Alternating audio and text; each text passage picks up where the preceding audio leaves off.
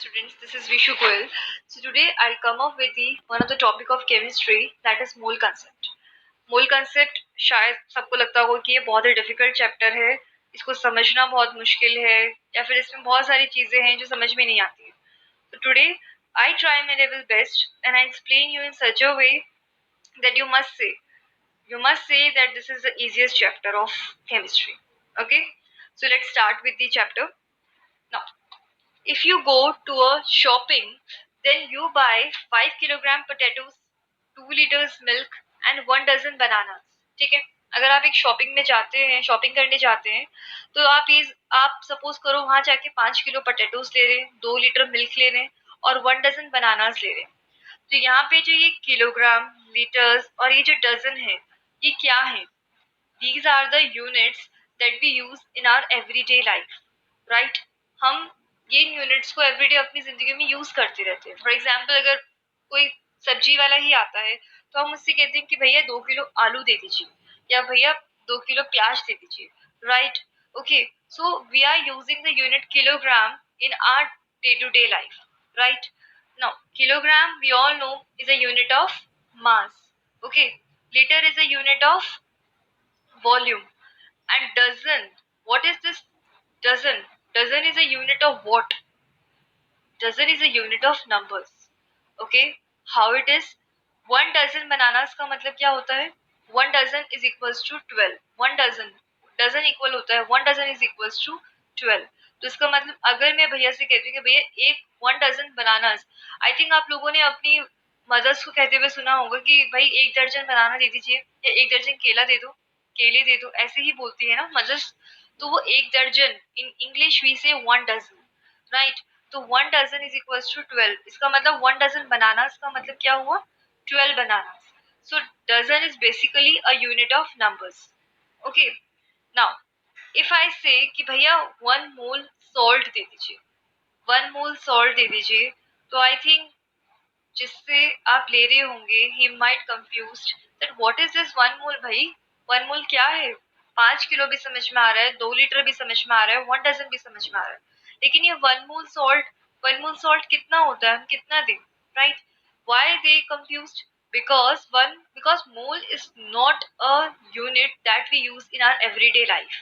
Okay, it is a unit which is basically used in chemistry. So today I'll explain you what is this 1 mole. 1 mole क्या होता है? Okay, 1 mole is unit used in chemistry but not in everyday life. मैं बता चुकी हूँ ये चीज तो. Now 1 mole, जब भी 1 mole की बात करते हैं तो this is the topic. This whole theory is based on the mole concept in terms of mass. मैं यहाँ पर मोल concept in terms of mass के फॉर्म में समझाऊंगी कि 1 मोल कितने के इक्वल होता है. 1 मोल, याद रखना हमेशा, 1 mole is equals to molecular mass in gram. Okay, 1 mole is equals to molecular mass in gram. Molecular mass means mass of that molecule in gram. Now 1 mole salt क्या होगा? 1 मोल किसके equal होता है? Molecular mass of that substance. ठीक है, तो 1 mole salt मतलब 1 mole of किसका? सॉल्ट का. तो 1 mole is equals to molecular mass of salt. Now in order to find the molecular mass we must know the molecular formula of salt. तो salt का molecular formula होता है NaCl. NaCl. Okay, sodium plus chloride को मिलाकर salt बनता है. Okay, now the mass of atomic mass of sodium is 23 gram and the atomic mass of chlorine is 35.5 gram. So we just approximate the mass of chlorine as 35 gram. Okay, होता है 35.5 ग्राम, but we are now approximating the mass of chlorine, that is 35 gram. Okay, so sodium का मास हो गया 23 ग्राम, chlorine का मास हो गया 35 gram. तो molecular mass of NaCl क्या होगा? Molecular mass of NaCl is equals to mass of Na plus mass of Cl. जब भी हम किसी कंपाउंड का मास निकालते हैं तो उसमें जितने भी एटम्स प्रेजेंट होते हैं उसका सबका मास प्लस होके वो टोटल मॉलिक्यूलर मास हो जाता है. ठीक है, सिंस यहाँ पे एक एटम है सोडियम का, एक एटम है क्लोरीन का, तो सोडियम का मास कितना है? 23 ग्राम. क्लोरीन का मास है 35 ग्राम. तो total molecular mass of NaCl is equals to 23 plus 35 is equals to 58 gram. Okay, so 1 mole salt किसके इक्वल हुआ? Molecular mass of salt, that is molecular mass of NaCl which is equals to 58 gram. Now you understand कि 1 mole salt किसके equal होगा in terms of mass? तो mass of 1 mole salt क्या होता है? 58 gram. Mass of 1 mole salt is equals to 58 gram. ठीक है, तो अगर आप भैया से जाके कहते हो कि भैया 58 ग्राम सॉल्ट दे दीजिए, तो he will understand and he will always give you, right. But अगर आप 1 मोल सॉल्ट बोलोगे तो he will not understand this unit mole or this concept of mole. Okay, so please guys, कभी भी जाकर अपने जहां भी जाओगे शॉपिंग करने के लिए, तो वहां पे ऐसे कभी मत बोलना कि भैया 1 मोल सॉल्ट दे दीजिए, because he will never understand. He is not familiar with this word mole. Okay, so you should know that 1 mole salt किसके इक्वल होगा? 58 ग्राम्स की. तो you are buying 58 gram of salt. Okay, let's consider another substance. अगर हमें 1 mole of water लेना है, तो 1 mole of water is equals to 1 mole is equals to molecular mass. तो मॉलिक्यूलर मास ऑफ वाटर, तो in order to find the molecular mass of water we need to know the molecular mass of we need to know the molecular formula of water. molecular formula of water is H2O. H2O, ठीक है. तो अगर मुझे H2O का molecular mass, तो 1 mole of water मतलब molecular mass of H2O. तो molecular mass of H2O क्या होगा? H2 का मास, H का मास होता है atomic mass 1. Okay, since there are 2 atoms of H के 2 एटम्स प्रेजेंट हैं, तो we multiply 2 into atomic mass of 1 atom of H, that is 2 into 1, that is 2 gram. Okay, now oxygen का mass होता है 16 gram. So total molecular mass of H2O is equals to 2 plus 16 is equals to 18 gram. So 1 mole of water किसके equal होगा? 18 ग्राम के. Clear है? तो 1 mole of salt का मास क्या होता है? Molecular mass of salt, that substance. अगर हमें 1 मोल ऑफ वाटर कह रहे हैं, तो मॉलिक्यूलर मास ऑफ वाटर निकाल लेना है. 1 मोल ऑफ सॉल्ट कहते हैं, तो we need to find the molecular mass of salt. Okay, that will be equal to the mass of 1 mole of salt या फिर 1 mole of water. Now let's consider another substance. Here we are considering the gas. So mass of 1 mole of oxygen. 1 mole of oxygen मतलब 1 mole means molecular mass of oxygen. तो molecular mass of oxygen का निकालने के लिए we need to know the molecular formula of oxygen, that is it will be equals to O2. Okay, O2 के equal होगा. तो oxygen का mass होता है 16 ग्राम. So since there are 2 atoms of oxygen, oxygen के 2 atoms हैं, तो we need to multiply by 2 into atomic mass of 1 atom of oxygen, that is 2 into 16, that is 32 gram. So molecular mass of oxygen क्या होगा? 32 gram. So 1 mole of oxygen किसके equal होगा? molecular mass of oxygen, that is 32 gram. 32 gram. Okay, so अब मैंने यहाँ पे क्या देखा? NaCl का आ रहा है 58 ग्राम, H2 का आ रहा है 18 ग्राम, O2 का आ रहा है 32 ग्राम. देखा जाए तो 1 मोल हर सब्सटेंस का अलग अलग आ रहा है. वाई? बिकॉज इसमें जो एटम्स या फिर जो इसमें एलिमेंट्स हैं, वो सब डिफरेंट डिफरेंट है, इसीलिए 1 मोल जो है वो हर सब्सटेंस का अलग अलग होगा. Okay, so mass of 1 mole of any substance is always different and it is always equals to molecular mass of that substance. Students हमेशा याद रखना, if you need to find the mass of 1 mole of salt या फिर 1 mole of any substance, so just find out the molecular mass of that substance. You will get the answer of mass of 1 mole of any substance. Okay, next is, here we will study the mole concept in terms of number of particles. अगर मैं आपसे ये कहती हूँ कि हमें oxygen दे रखा है और हाइड्रोजन दे रखा है, ठीक है, ऑक्सीजन गैस में कितने पार्टिकल्स हैं वो काउंट करने, और हाइड्रोजन गैस में कितने पार्टिकल्स हैं वो काउंट करने. Can we count? क्या हम काउंट कर सकते हैं उन चीजों को? नहीं ना, दैट इज इम्पॉसिबल, हम काउंट कर ही नहीं सकते.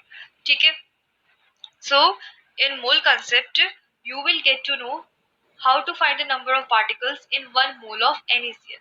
Okay, पहले वाले केस में हम मास ऑफ 1 मोल निकाल रहे थे. 1 मोल ऑफ एनी सब्सटेंस का मास क्या होगा? which is equals to molecular mass of that substance. Now here we need to find the number of particles in 1 mole of any substance. ठीक है, so here we will find the number of particles in 1 mole of NaCl. तो देखो, ये जो calculation मैंने यहाँ पे सारी की सारी की हुई है, you do not need to learn this और you do not need to remember this because this will not be asked in your exams, but just only to clarify that how the number of particles or in 1 mole of any substance is equals to 6.023 to 10 की power 21, how it becomes equal to that. So here we are finding only that value, okay, in order to clarify you that how this value comes, okay. So do not to be confused by this. Now हमने consider किया है NaCl, तो number of particles in 1 mole of NaCl क्या होगा, mass of 1 mole of NaCl divided by mass of 1 NaCl मोल. अगर हमें number of particles निकालने हैं इन 1 मोल ऑफ NaCl, तो वो किसके इक्वल होगा, mass of 1 mole of NaCl divided by mass of 1 NaCl molecule, okay. तो mass of 1 mole of NaCl क्या होता है, 1 मोल ऑफ NaCl का mass is equals to molecular mass of NaCl, हमने अभी प्रीवियसली फाइंड आउट किया है 58 ग्राम होता है. Now mass of 1 NaCl molecule, 1 NaCl molecule का मतलब क्या होता है, एक NaCl है पूरा का पूरा, इसका एक मॉलिक्यूल ले रहे हैं, मतलब कि सिर्फ एक NaCl ले रहे हैं, दो NaCl नहीं, एक ही NaCl. तो 1 NaCl मॉलिक्यूल का मास भी क्या होगा, 58 gram. But here it is a relative atomic mass. यहाँ पे जो मास हमारे ऊपर जो लिखा था, mass of 1 mole of NaCl is equals to the molecular mass of NaCl, but नीचे जो हम लिख रहे हैं mass of 1 NaCl molecule will be the relative molecular mass of NaCl. So relative molecular mass of NaCl is equals to 58 gram, which is 58 times. और relative किसके respect में होता है, हाइड्रोजन के रिस्पेक्ट में. तो 58 gram into 1 atom of hydrogen. तो 58 into, देखो इसमें मैं नंबर ऑफ पार्टिकल्स को निकाल रही हूँ, तो in order to find the number of particles we are using this formula, mass of 1 mole of NaCl divided by mass of 1 NaCl molecule. So mass of 1 mole of NaCl is equals to molecular mass of NaCl, which is equals to 58 gram, and mass of 1 NaCl molecule is also 58 gram, but this is the relative atomic mass with respect to hydrogen. So 58 gram का मतलब होता है कि 58 gram times heavy है hydrogen से, 1 atom of hydrogen से. तो 58 gram into 1 atom of hydrogen, तो 1 एटम ऑफ हाइड्रोजन का मास होता है 1.67 इंटू 10 की पावर माइनस 24, ठीक है. On solving this expression we get 6.022 into 10 की power 23 molecules. So याद रखना number of particles in 1 mole of NaCl किसके इक्वल होगा, 6.023 into 10 की power 23 molecules. Okay? तो किसी भी सब्सटेंस के 1 मोल में कितनी पार्टिकल्स होंगे, वो हमेशा इस वैल्यू के इक्वल. और क्यों होंगे, आई थिंक ये समझ में आ भी गया होगा. फॉर एग्जाम्पल अगर मैं इस केस में NaCl की जगह पर अगर मैं वाटर लेती हूँ, अगर हमें उसके पार्टिकल्स निकालने कि पानी में कितने पार्टिकल्स प्रेजेंट है, 1 मोल ऑफ मतलब 1 मोल ऑफ वाटर में, या फिर 1 मोल ऑफ वाटर मतलब 18 ग्राम, अभी मैंने बताया था 18 gram of 18 gram of water में कितने पार्टिकल्स प्रेजेंट है, 1 मोल ऑफ वाटर मतलब molecular mass of water which is equals to 18 gram. तो 18 ग्राम में कितने पार्टिकल्स प्रेजेंट है, अगर हमें ये फाइंड आउट करें तो वी यूज दिस फॉर्मूला. तो ठीक है, मैं यहाँ पे ये चीज करी नहीं है, बट मैं सिर्फ समझाने के लिए बता रही हूँ. तो ये कैसे करेंगे, mass of 1 mole of oxygen divided by mass of 1 oxygen, sorry we are using water, sorry guys मैंने ऑक्सीजन वर्ड यूज कर दिया. here we need to use, we are using water. तो mass of 1 mole of water divided by mass of 1 water molecule. तो mass of 1 mole of water क्या होगा, molecular mass of water which is equals to 18 gram divided by mass of 1 water molecule. तो mass of 1 water molecule is equals to 18 gram into 1 times of hydrogen. तो 18 से 18 तब भी cut हो जाएगा, we get 1 upon 1.67 to 10 के power minus 24. So this value also comes to equal to 6.022 into 10 की power 23 molecules. Okay, सो हमेशा याद रखना कि जब हम मास निकालते हैं और 1 mole of any substance, so it is always different and it is always equals to molecular mass of that substance. But in order to find the number of particles in 1 mole of any substance, so it is always equals to 6.023 into 10 की power 23 molecules. ठीक है, now this 6.022 to 10 की power 23 is the Avogadro's constant or Avogadro number. Okay, this 6.023 to 10 की power 23 molecules भी हो सकते हैं, atoms भी हो सकते हैं, पार्टिकल्स भी कह सकते हैं, कुछ भी कह सकते हैं. उसके अंदर एटम्स भी प्रेजेंट हो सकते हैं, उस सब्सटेंस के अंदर मॉलिक्यूल्स भी हो सकते हैं, पार्टिकल्स भी कह सकते हैं. तो इसके आगे हम जो हमें क्वेश्चन में दे रखा होगा उसके रिस्पेक्ट में हम यूज कर लेंगे. ठीक है, and this number is called as Avogadro's constant और number. Okay, thank you. If you want any problem please comment me on the section. I'll help you always. Thank you.